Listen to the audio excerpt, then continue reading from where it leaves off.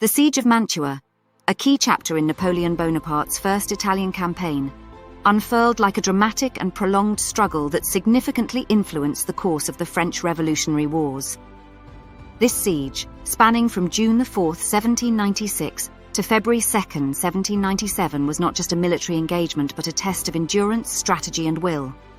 As the French Revolutionary Army under the young and ambitious General Napoleon Bonaparte swept across northern Italy, their path led them to the gates of Mantua.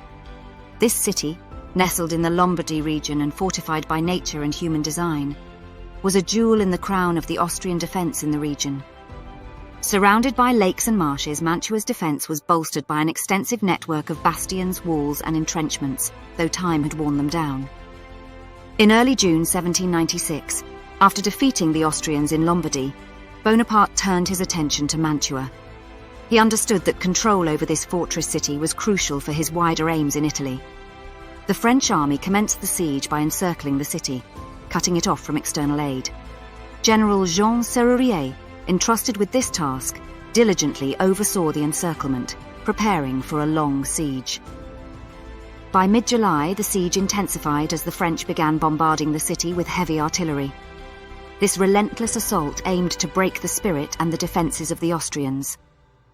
However, the Austrian Field Marshal Dagobert Graf Wurmser, determined to break the siege, led a relief force from the Tyrol.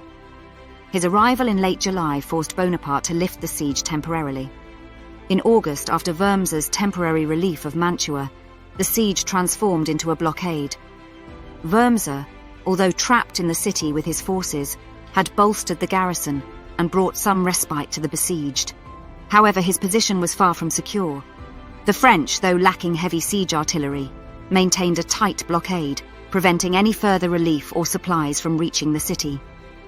The situation in Mantua grew dire. The garrison, swollen in numbers by Wurmser's men, faced shortages of supplies and the outbreak of disease. Starvation and illness began to decimate the ranks of the defenders. As autumn approached, the Austrians made several attempts to relieve the city. In November, a new commander, Joseph Alvinci, led another relief effort. Despite initial successes, Alvinci's forces were repelled by Bonaparte at Arcola. In January 1797, as the Austrian army faced defeat at Rivoli, a final attempt to relieve Mantua failed when a secondary Austrian corps was forced to surrender near the city. Finally, after months of siege, starvation and disease, Mantua capitulated on February 2, 1797. This surrender marked a significant victory for Bonaparte. It not only removed a major obstacle to French control over northern Italy, but also demonstrated his strategic brilliance and resilience.